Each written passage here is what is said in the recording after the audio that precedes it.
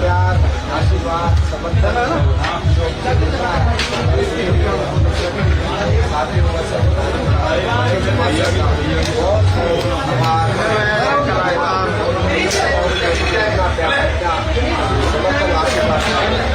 भैया भाई राजेश नागर भाई राजेश नागर जीतेगा भाई जीतेगा जीतेगा भाई जीतेगा राजेश नागर राजेश नागर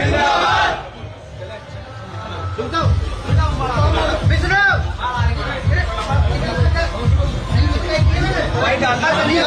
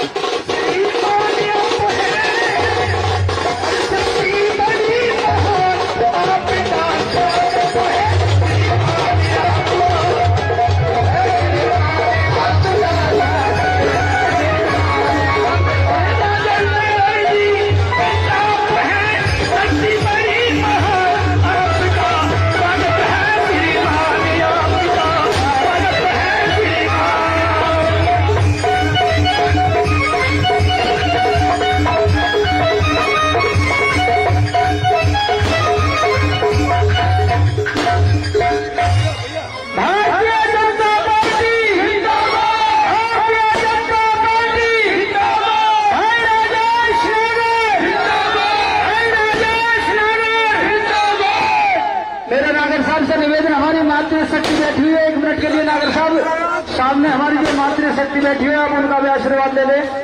भाई जोड़ दे इसे। सुरेंद्र जी तो ये अगले जो भाई सभी साथियों से निवेदन की कुर्सियों पर आप अपना स्थान ग्रहण कर लें। भाई राहुल यादव जी हमारे युवा नेता 500 रुपए हमारी पार्टी को आशीर्वाद के रूप में देते हैं। धन्यवाद। हमारे बीच में भाई साथी पार्षद जी सतराज चटिया जी, दिनेश भाटी जी, रतन सिंह नागर जी, माहौल सरपंच जी, हमारे क्षेत्र से जितने भी घूमने वाले पहुंचे हैं सभी अपना स्थान ग्रहण कर ले। और भाई राजेश नागर जी का जोरदार तालियों के साथ आप स्वागत करते हैं। जोरदार तालियों से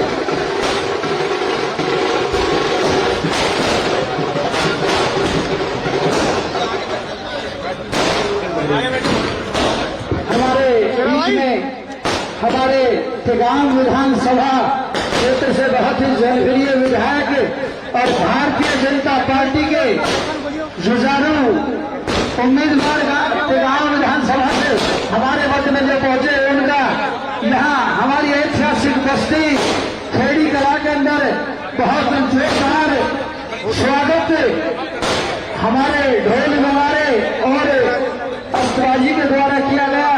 गांव के बुजुर्गों ने पुष्पमाला डाल करके भाई नागर साहब का स्वागत सम्मान किया। सभी का बहुत बहुत धन्यवाद। हम तो मेरा अपने नौजवान साथियों से बुजुर्गों से साथियों से ये निवेदन है कि भाई सामने जो हमारी कुर्सियां पड़ी हुई है आप सभी सामने आ जाए और कुर्सियों के ऊपर अपना स्थान ग्रहण कर ले। तो मेरा हाथ जोड़ करके अपने नौजवान साथियों से भारतीय जनता पार्टी के सच्चे सिपाहियों से ये माइक के माध्यम से निवेदन है कि भैया आप सामने आकर के बहुत सुंदर व्यवस्था हमारे गांव खेड़ी के नगर तरफ से यहाँ की हुई है। तो जो भी साथी सामने खड़े हैं सभी से हाथ जोड़ करके निवेदन करें। कुर्सियों पर बहुत सुंदर व्यवस्था बैठने की भाई राजेश नागर जी की हमारे गांव की तरफ से की हुई है। तो सभी साथियों से हाथ जोड़ करके मंच के माध्यम से बार बार ये निवेदन किया जा रहा है कि आप सभी सामने आकर के बैठे और अपने जनप्रिय लाडले भारतीय जनता पार्टी के तिगांव विधानसभा क्षेत्र के उम्मीदवार मेरे भाई राजेश नागर जी को वोट के रूप में आप अपना प्यार आशीर्वाद सहयोग दें, क्योंकि हमारी ये बहुत ही बड़ी ऐतिहासिक बस्ती है गांव खेड़ी कला की। तो भी बहुत साथी सैकड़ों की संख्या में जो खड़े हुए उन सभी से मेरा हाथ जोड़ करके निवेदन कि आप सामने आ जाएं और सामने आकर के बैठें। तो मेरा अपने समस्त साथियों से निवेदन सभी ग्रामवासियों का की तरफ से हमारे भारतीय जनता पार्टी के एमएलए विधायक सीट के लिए नुमाइंदे श्री राजेश नागर जी जो पीछे भी आपसे यहाँ 5 वर्ष से आपकी सेवा कर रहे हैं, आपकी बीच हैं और गांव के लोग उनका स्वागत कर रहे हैं। मीडिया वालों से निवेदन है थोड़े साइड हो जाएं कि जो पब्लिक आई है वो नहीं देख पा रही नेताजी को। बहुत प्रिय नेता हैं हमारे। भारत माता की, भारत माता की, भारतीय जनता पार्टी, भारतीय जनता पार्टी। सभी का धन्यवाद और स्वागत कार्यक्रम अभी चल रहा है। गांव की सरकार यहाँ बैठी हुई है जो अभी हमारे जो नेताजी हैं, जो एमएलए हैं और आने वाले समय के भी एमएलए हैं, उनका स्वागत करने जा रही है हमारी सरकारी एक बड़ी माला से।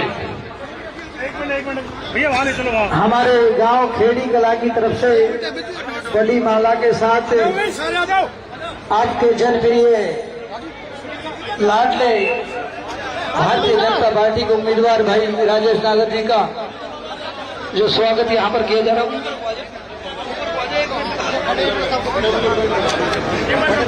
भाई सभी मेरे बड़े बड़े छोटे जो बैठे सब हाथ उठा के विधायक जी को खड़े होके विधायक जी को आशीर्वाद दो सभी साथीगण।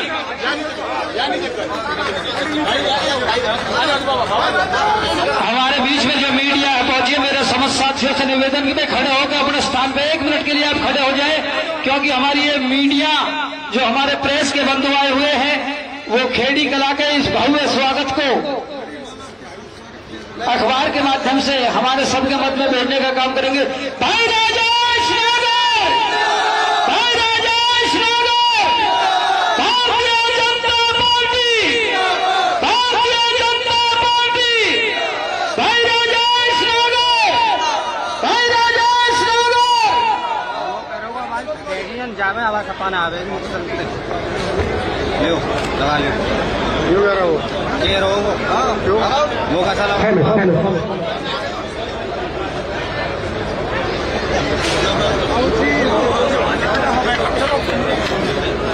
और कुर्सी ले लो कुर्सी पे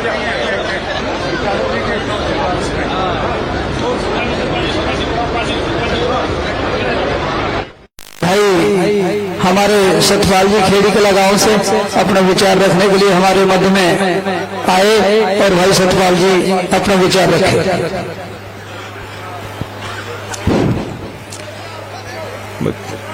पहले 2 नारे लगाएंगे। भारत माता की, भारत माता की, भारतीय जनता पार्टी, भारतीय जनता पार्टी। बस मेरी आवाज भी ज्यादा तुम्हारी तो कम आ रही है। स्टेज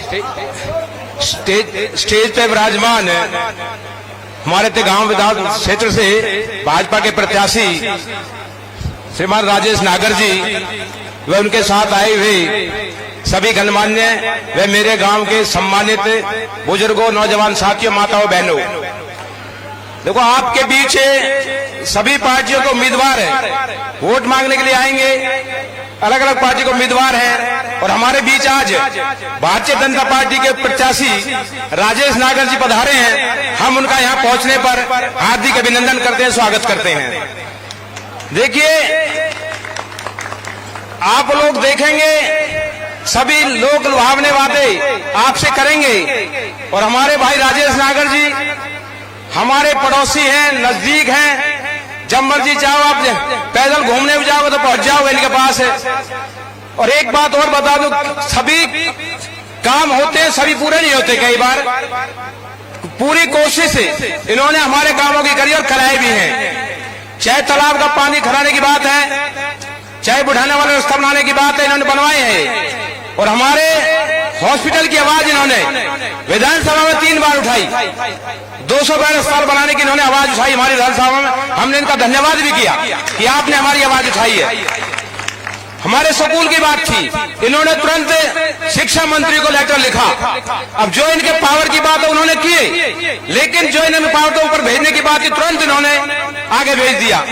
और किसी भी अधिकारी का जब भी जाते हैं फोन तुरंत करते हैं और पूरे जोश खरोश के साथ करते हैं। और एक बात और आपको बता दूं, इनकी खासियत है, हम जब जाते हैं देखो ये वेलकम, मतलब आओ जी बैठो चाय पानी पियो, ये एक बहुत बड़ी खासियत इनमें है कि जाके वेलकम करना, कोई भी जाए, चाहे बच्चा जाए चाहे बूढ़ा जाए, उनका स्वागत करना इनके धर्म में लिखा हुआ है। तो मैं यही कहना चाहता हूं गांव की तरफ से कि हमारा पड़ोसी है, हमारा अच्छा उम्मीदवार है और पीछे भी 5 साल उम्मीदवार रहे हैं। तो मेरे गांव के लोगों से अनुरोध है कि आप प्रत्याशी देख करके चुने, आपका पड़ोसी प्रत्याशी है तो ये फैसला आपने करना है कि भाई हमारा पड़ोसी हमारे कितने काम किए और कितने काम आगे करेंगे।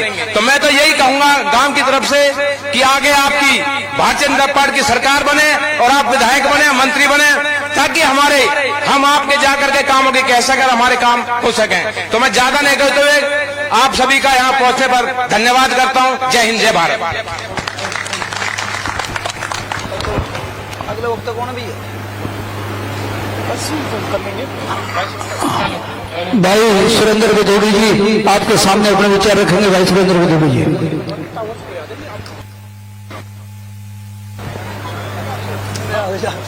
सुरेंद्र भाई के पास भारत याद कीजिए आगे आवाज पड़ा भारत याद ठीक है। भारत माता की भारत माता की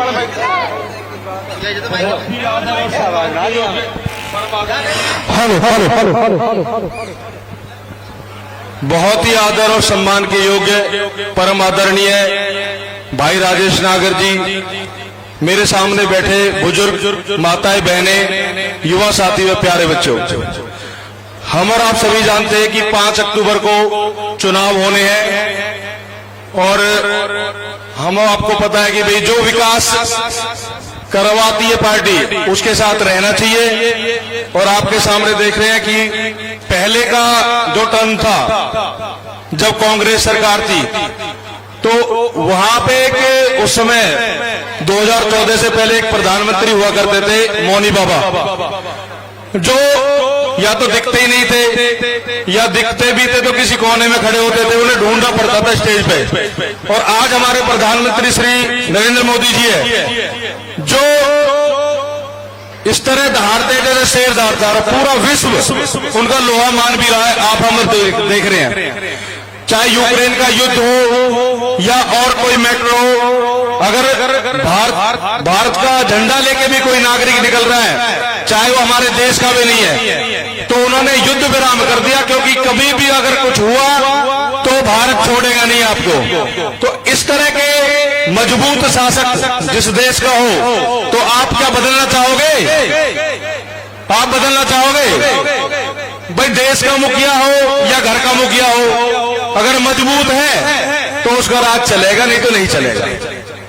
कहते चिड़ियों के पंजों में बाज नहीं होते और कमजोरों के राज नहीं होते।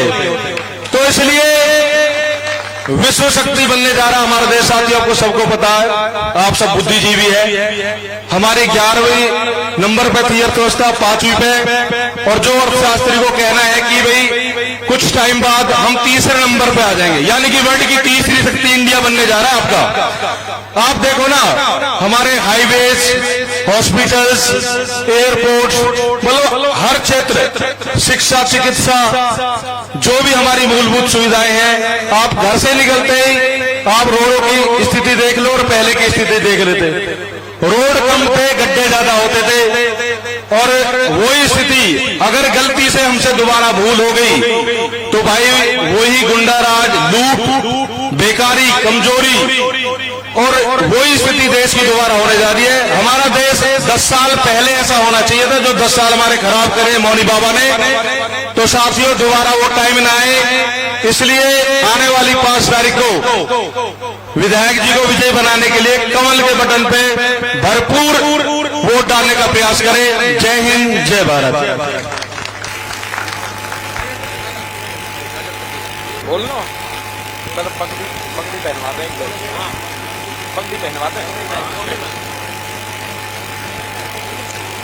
हमारी भारतीय संस्कृति के अनुसार कोई भी गणमान्य हमारे गांव में आते हैं, कहीं भी समाज में जाते हैं, तो हिंदू रीति रिवाज के अनुसार उनका सम्मान किया जाता है। तो मैं अनुरोध करूंगा हमारे गांव के बुजुर्ग सोहनलाल जी, मेर सिंह जी, अमीर लाल जी, प्रभुजाल जी, डॉक्टर ग्यासी राम जी, सुमेरी जी, रामकिशन जी, जगदीश जी, सभी आ जाओ और पगड़ी पहना करके विधायक जी का सम्मान करेंगे।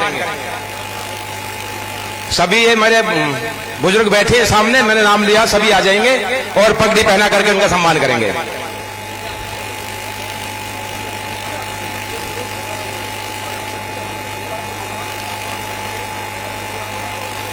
महेंद्र जी, आप मेर सिंह जी, आप भी आ जाओ।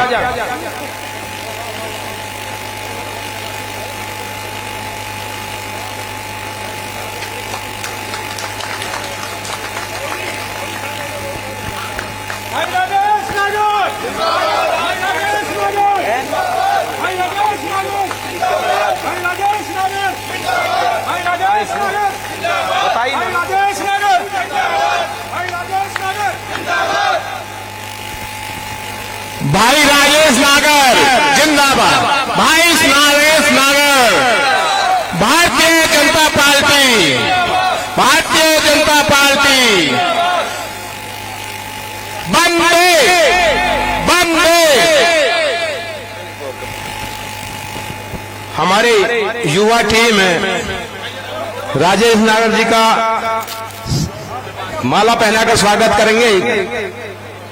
नोटों की जो माला है, हमारी युवा टीम सतीश जी, राजू जी, सुनील जी, सभी युवा साथी आ जाएंगे और राजेश नागर जी का माला पहनाकर सम्मान करेंगे। सभी आ जाएं। एक क्या माना जा रहा है? एक क्या माना जा रहा है ना? राहुल की 31,000 रुपए की। अच्छा, राहुल की 31,000 रुपए की माला है। दूसरी और भी बोल दूंगा ना भी मैं। चाचा का नाम तो बोल दो। कह रहे हो क्या माना जा रहा, कह रहा हूँ तो वहां पे रहा था ना गैल। ओहो, चल कोई बात ना, मंगा ले। भारतीय जनता पार्टी, भारतीय जनता पार्टी, भारत माता की, भारत माता की।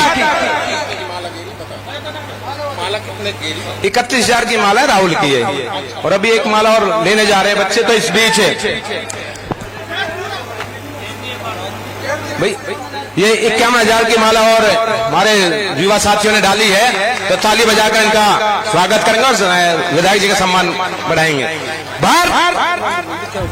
ये 51,000 की माला रणवीर जी ने डाली है, तो हम उनका धन्यवाद करते हैं।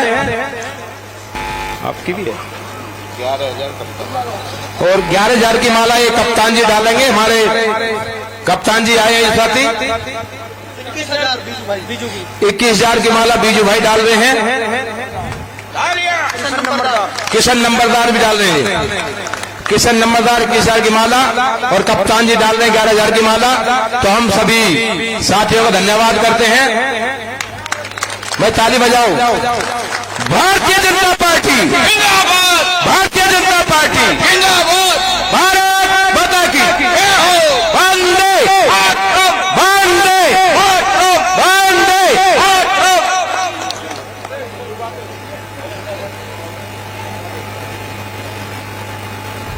और साथियों 5 तारीख का भी ध्यान रखना, 5 अक्टूबर को वोट डालनी है, उसका भी ध्यान रखना। कभी स्वागत में ही रह जाए, उसका भी ध्यान जरूर करना है। तो अब मैं नोट करूंगा, अजय चंदेला जी भतौड़े साहिब है जो अपनी बात रखेंगे। अजय चंदेला जी वो अपनी बात रखेंगे। भाई हमारे युवा साथी अपना अपना स्थान ले ले। आदर और सम्मान के योग हमारे बहुत ही लोकप्रिय विधायक, भावी विधायक और भाई साथियों विधायक कहते कहते तो 5 साल हो गए, अब तो मंत्री कहना शुरू कर दो। भाई राजेश नागर जी मंच पर आसीन, मेरे बड़े गांव खेड़ी कला की सरदारी मंच पर आसीन, हमारे भतोला गांव की सरदारी विधायक जी, भतोला गांव की सरदारी भी आपके साथ साथ चल रही है। और मेरे 84 की समझ सरदारी आज जो मेरे सामने बैठी है, मेरी मातृशक्ति, मेरे युवा साथियों, पत्रकार, छायाकारों और बच्चों, मैं सभी का, खेड़ी गांव वासियों का, खेड़ी वालों ने तो आज विधायक जी आपको वोट तो देंगे, नोट की भी आपकी कौड़ी भर दी। ये हमारा 84 का एक गांव बहुत बड़ा है और उसके बाद हमारा खेड़ी कला गांव ऐसा है जो दूसरे नंबर पर आता है। और विधायक जी हमारा खेड़ी कला गांव ऐसा गांव है जिसके साथ दिल से लग जाता है ना, उसको जिता के ही पार जाता है। आपका खेड़ी कला गांव चंडीगढ़ में पहुंचा के रहेगा, मैं आपको ये वादा करता हूं। साथियों चुनाव का समय बहुत बढ़ चुका है और मेरे सारे युवा साथी, मेरे माता पिता, मेरे बुजुर्गों, आज आपके बीच में एक ऐसा प्रत्याशी है भाई राजेश नागर जी। राजेश नागर जी ने जब हमारा किसान मुआवजे के लिए इतना परेशान हो रहा था, तो मैंने 15 दिन पहले एक बात रखी थी विधायक जी के सामने, समझ 10-20 आप जैसे बुजुर्गों लेके, मतलब विधायक जी हमारा गांव का किसान, हमारे 84-19 गांवों का किसान बहुत परेशान है। विधायक जी आपको चंडीगढ़ से जब ही आना पड़ेगा जब हमारा आप मुआवजा लेके आओ। तो साथियों विधायक जी ने वादा किया था, अब जब तक मैं अपने 19 गांवों का मुआवजा लेकर नहीं आऊंगा, मैं भतोला गांव तिगांव विधानसभा में पैर नहीं रखूंगा। और साथियों मुआवजा लेके आया विधायक जी। आज हमारा किसान हमारे क्षेत्र की जनता के बीच में, हमारे जो एनसीआर के आसपास के गांव हैं, विधायक जी 2-2, 3-3 लाख लाख रुपए किराया आ रहा है और उसकी वजह सिर्फ भाई राजेश नागर जी है।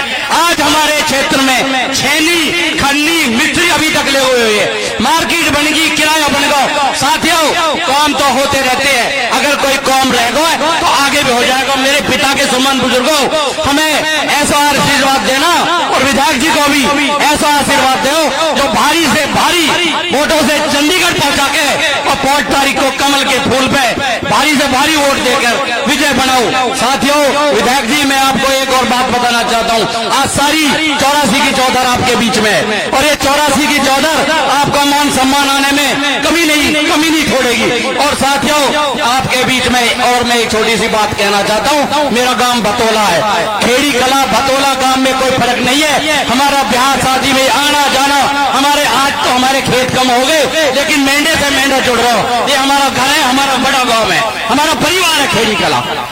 और साथियों, एक बात और कहता हूं मैं, हमारे बीच में रोने पीटने वाले भी बहुत आएंगे लेकिन सबसे सावधान रहना है। टिकट विकट की बात होगी।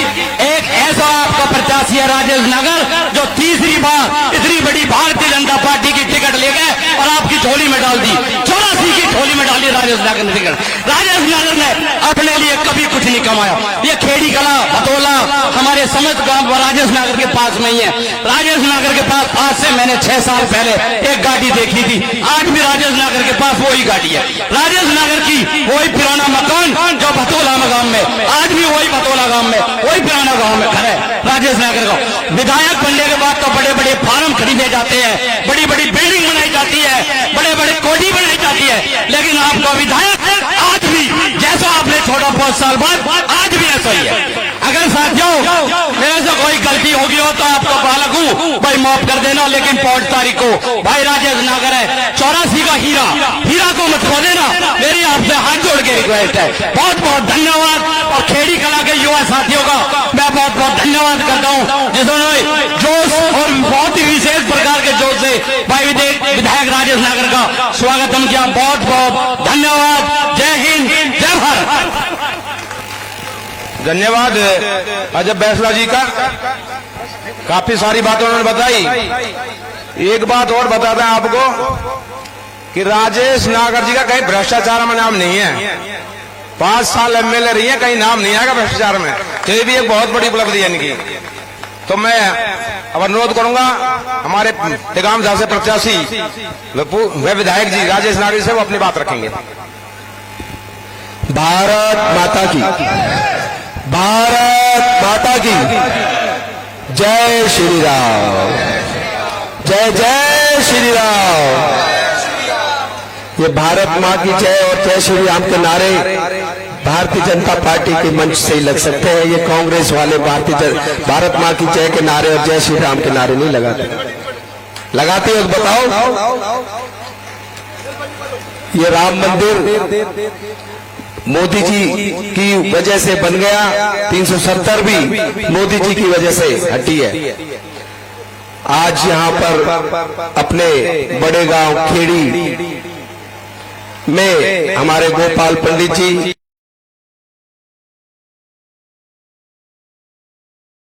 कमल सिंह जी, सतपाल नरवत जी, रणवीर नरवत जी, केएल शर्मा जी, सुनील अधाना जी, राम गोपाल शर्मा जी, राजेश शर्मा जी, धर्मवीर चेयरमैन जी, सुरेंद्र जी, हरबीर सरपंच जी, मास्टर मुख्तियार जी, राहुल भाई, सुमरी जी, कप्तान जी, रामकिशन जी, डॉक्टर RS नागर जी, जगदीश मासे जी, दलबीर फौजी जी, धर्मवीर थानेदार जी, हमारे जिला पार्षद संदीप भाटी जी, सुरेंद्र बिदुड़ी जी, हमारे कबूलपुर सरपंच रतन सिंह एडवोकेट जी, करण सिंह चौहान जी, गोविंद जी, बैजू जी, हमारे सरपंच मनोहर नागर जी, सतपाल नरवत जी, सुनील नरवत जी, राजू नरवत जी, अरुण भाई फौजी, जसाना दीपक भाई, सरपंच राहुल यादव जी, संतरा चंदीला जी, नंदू भाई चंदीला, अजब चंदीला, सुभाष चंदीला, पूर्व BDC, दिनेश भाटी, करण सिंह चौहान, रामवीर सिंह, नरेश चंदीला, राजू चंदीला, अमित पंडित जी, चंदन नरवत जी, अजय बैसोया जी, और किसी का नाम लेना मैं भूल गया हूं तो क्षमा करना। सम्मानित मंच, सामने बैठे मेरे बुजुर्ग, मेरी माताएं, मेरी बहनें और प्यारे बच्चों, और जैसा कि आपको पता है 5 तारीख को हमारे विधानसभा के चुनाव के मत डाले जाएंगे, वोट डाले जाएंगे। आपने कुछ समय पहले केंद्र में भी हमारी सरकार पूर्ण बहुमत से बनाई। अब जैसे विधानसभा के चुनाव हो रहे हैं, आपने जैसे जो केंद्र में सरकार बनी वही सरकार अगर प्रदेश में आएगी तो विकास का पहिया चलेगा, विकास की गति बढ़ेगी, विकास होंगे। नहीं तो वही हाल होगा जैसे हिमाचल प्रदेश में हो रहा है। अभी हमारे सरकारी कर्मचारियों की तनख्वाह भी नहीं दी जा रही। जो उन्होंने घोषणाएं की थी 1500 रुपए 2200 रुपए हमारी बहनों को मिलेंगे, आज तक 2 साल हो गए किसी को नहीं मिले। और दिवालिया की कगार पर पहुंच रही है सरकार हिमाचल। और पंजाब का हाल देख लो आप, पंजाब में क्या हाल हो रहा है, कर्नाटक में देख लो आप, वेस्ट बंगाल में देख लो क्या हाल हो रहा है। तो आप चाहोगे इस तरह की जो सरकारें कोई आए यहाँ? और हरियाणा का तो इतिहास रहा है 1966 से, जब से हरियाणा बना है, जो सरकार केंद्र में रही है, जो भी सरकार हिस्ट्री उठा के देख लो, जो सरकार केंद्र में रही है वही सरकार स्टेट में आई है, राज्य में आई है। तो पूर्ण बहुमत से, पूर्ण विश्वास से मैं कह रहा हूं, हमारी केंद्र में भी सरकार तीसरी बार आई, प्रदेश में भी सरकार हमारी तीसरी बार आने जा रही है। और रही विकास की बात, काम बहुत हुए, चाहे सड़कों की बात करें, पुलों की बात करें, नचौली में हमारा कॉलेज बन गया महिलाओं का, पावर स्टेशन हमारा भतोला 1 सेक्टर 37 में बन गया। इस तरह से हमारे स्कूल अपग्रेड हुए। मुआवजे की बात हुई तो कई बार आप लोगों को मैं कई बार सीएम हाउस भी लेके गया, सीएम से भी मिलवाया। और जब हमारी तिगांव में जनसभा थी मुख्यमंत्री जी की, वहां पर भी मैंने सबसे पहले अगर कोई मांग रखी तो आपके मुआवजे की मांग रखी। और उसके 3 दिन बाद ही मुख्यमंत्री जी ने घोषणा कर दी आपके मुआवजे की, जब जो कि बहुत सालों से रोका पड़ा था। और बिजली की बात करें, 2014 से पहले बिजली 8 घंटे 10 घंटे आती थी, वो भी दिन होता था बाहर, 7 दिन दिन की 7 दिन रात की। और आई नहीं आई। ट्रांसफार्मर खराब हो गया तो पैसे इकट्ठे करके 7 10 दिन 15 दिन ट्रांसफार्मर नहीं लगता था। अब 24 घंटे बिजली आ रही है, अगर कोई फॉल्ट ना हो तो आ रही है ना। किसानों के मुआवजे की बात करें, अगर किसानों का मुआवजा सबसे ज्यादा फसल खराबी का दिया तो हमारी हरियाणा सरकार ने दिया 12,000 रुपए प्रति एकड़। पहले 500 रुपए 100 रुपए 50 रुपए के चेक आते थे, आज 12,000 का मुआवजा मिला। एमएसपी पे अगर सबसे ज्यादा फसल कोई राज्य खरीद रहा है पूरे भारत में तो हरियाणा राज्य 24 फसलें हमारी सरकार खरीद रही है। अब अनुदान राशि किसानों को 6,000 रुपए की दी जा रही है, पहले दी गई थी कभी। इस तरह से बहुत सारे काम किसानों के किए। और हमारी महिलाओं के लिए भी, गरीब महिलाएं जो गरीब परिवार से आती हैं, उनको 12 करोड़ ऐसी महिलाओं को गैस के कनेक्शन और गैस के सिलेंडर फ्री दी गई। और आयुष्मान योजना के तहत 5 लाख तक का इलाज मुफ्त में करा जा रहा है। और हरियाणा में तो चिरायु आयुष्मान योजना लगा दी, क्यों? और राज्यों में 1,20,000 उसकी आय की लिमिट रखी है, हमारे हरियाणा में 1,80,000 कर दिया, उसमें और लोग जुड़ गए हैं। और 60 करोड़ के करीब लोगों ने इसका लाभ भी लिया है। तो इस तरह की बहुत सारी लाभकारी योजना है जो हमारी सरकार युवाओं के लिए 1.5 लाख से ज्यादा नौकरी दी, बिना पर्ची बिना खर्ची।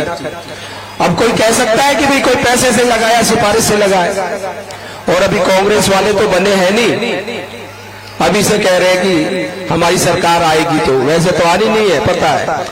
आई तो फिर दोबारा से वही सिफारिश से नौकरी लगेंगी, 5 एमएलए की, 10 एमपी की, 15 मंत्री की, 20 मुख्यमंत्री की सिफारिश या फिर पैसा। तो आप चाहोगे जो बच्चे पढ़ाई करते हैं, गरीब परिवार से आते हैं, मेहनत करते हैं पूरे साल, और आखिर में नौकरी किनको मिल जाती है? सिफारिश वालों को, या जो पैसे देते हैं। वो बेचारे रह जाते हैं। बच्चों ने पढ़ना तक छोड़ दिया था पहले कि पढ़ के क्या फायदा, पैसे से ही नौकरी मिलनी है, सिफारिश से ही नौकरी मिलनी है, तो पढ़ाई क्या करनी। अब बच्चे पढ़ाई कर रहे हैं, उनको पता है मेरिट पे, काबिलियत पे ही नौकरी मिलेगी। नहीं मिल रही हो तो बताओ, बिना पर्ची बिना खर्ची के मिल रही नहीं मिल रही।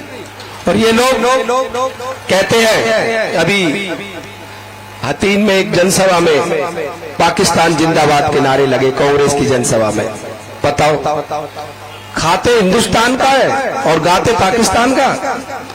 नारे लगने चाहिए ये। हरियाणा में तो पहली बार हुआ पाकिस्तान के नारे लग रहे हैं। हमने जम्मू कश्मीर में सुने थे कभी, आज वहां भी क्या हाल है, कोई पत्थर फेंक रहा है वहां। और कांग्रेस ने वहां जो फारूक अब्दुल्ला, अमर अब्दुल्ला की जो सरकार है, जो पार्टी है, उसके साथ गठबंधन किया है, अलायंस किया है। और उनके मैनिफेस्टो में, घोषणा पत्र में लिखा है कि हमारी सरकार आती है तो दोबारा से हम 370 लगाएंगे।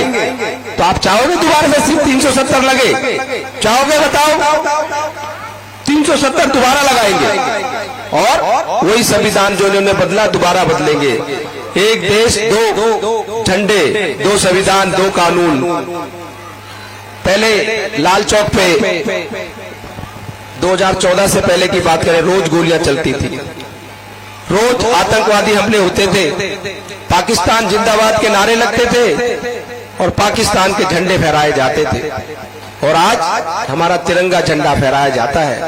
कोई आतंकवादी हमला नहीं हो रहा, कोई गोली नहीं चल रही। ये क्यों हुआ? हमारे प्रधानमंत्री जी जो 2047 की एक विजन लेके चल रहे कि 2047 में हमारा भारत विकसित भारत बने। जो हम पहले हमें सोने की चिड़िया कहा जाता था, कभी वही गौरव, वही सम्मान, वही मान 2047 तक हमें मिले। जब तक शायद मोदी जी रहे ना रहे 2047 तक, पर एक सोच, एक नींव तो रख के जा रहे हैं। अगर हम बीज बोएंगे तो पौधा भी होगा, फिर पेड़ भी बनेगा, फल भी लगेंगे। तो कई बार बीज कोई बो के जाता है और फल कोई खाता है। तो हम लोग, हमें सोचना पड़ेगा, हम बुद्धिजीवी लोग हैं।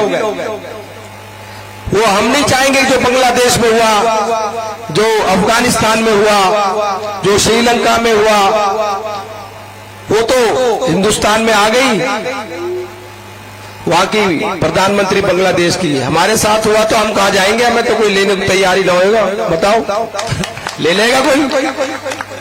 नहीं, बताओ। तो हमें सोचना पड़ेगा।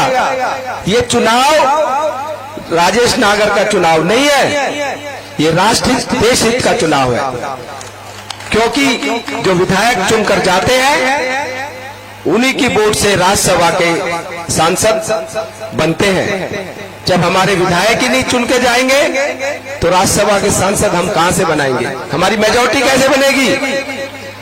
और जो बिल पास होते हैं दोनों जगह से होते हैं, लोअर हाउस लोकसभा से, अपर हाउस राज्यसभा से, बिल ही पास नहीं होंगे। अब ये वक्फ बोर्ड का चल रहा है। अब हमारे पास बहुमत पूरा नहीं है, 2/3 मेजॉरिटी चाहिए। अब जेपीसी बनानी पड़ गई, पर कोई बात नहीं, हम एक दिन जरूर इसको भी हासिल करेंगे। क्योंकि मोदी जी और अमित शाह जी, इनकी ऐसी जोड़ी है जिसको ठान लेते हैं करके रहते हैं। और ऐसे हमारे माननीय मुख्यमंत्री नायब सैनी जी एक नायब हीरा है। उन्होंने खुद हाथ से हल जोता है, हल चलाया है हाथ से, और फावड़ा भी चलाया है। उन्होंने किसान का काम किया है। एक किसान के घर में पैदा हुए, बुग्गी तक चलाई है, बुग्गी। तो उन्होंने गरीबी देखी है। जिसको गरीबी, वही गरीबी का वही बता सकता है जिसने गरीबी देखी हो। जो सोने की चम्मच लेके पैदा हुए उनको क्या पता क्या गरीबी है। तो हम ज्यादा नहीं कहते हुए आपको 5 तारीख को नहा धोकर पूजा पाठ करके पहले मतदान करना है, फिर जलपान करना है, क्योंकि आपका एक मत, ये चुनाव 5 साल में आता है। होली दिवाली सारे त्योहार हर साल आते हैं, ये 5 साल में आता है। एक गलती आपने कर दी तो 5 साल तक भुगतना पड़ेगा।